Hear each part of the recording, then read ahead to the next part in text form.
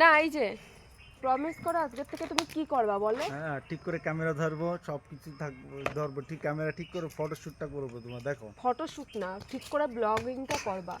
দেখো একটা জিনিস কি, সবাই মিলে ফ্যামিলিতে যারা থাকে, বর থাকুক, সংসারে যে কয়জন মানুষ থাকে, সবাই মিলে যদি একটা সুন্দর করে আমরা প্রেজেন্ট করি ভিডিওটা, এইদিক দেখাবো কয়দিন মামা। দেখবে? একদিন দেখবে না, 6 মাস দেখবে না, 1 বছর দেখবে না, কিন্তু আমরা একদিন না একদিন উঠতে পারবো। কিন্তু একা একা কোনোদিনও উপরে ওঠা যায় না। এই যে পাশে এই মানুষ যদি, তার বর যদি পাশে না থাকে, ঠিকঠাক করে মানে প্রোটেক্ট না করে, কোনোদিনও সে কোনোদিনও উপরে উঠতে পারে না। বলে আজকের থেকে কথা দিলে তো? হ্যাঁ, কথা দিলাম কথা তো। দিলে তো? হ্যাঁ, হ্যাঁ। দিলে তো? হ্যাঁ, যে তুমি ঠিকঠাক করে ক্যামেরা ধরবা, কথা বলবা, ব্লগিং করবা।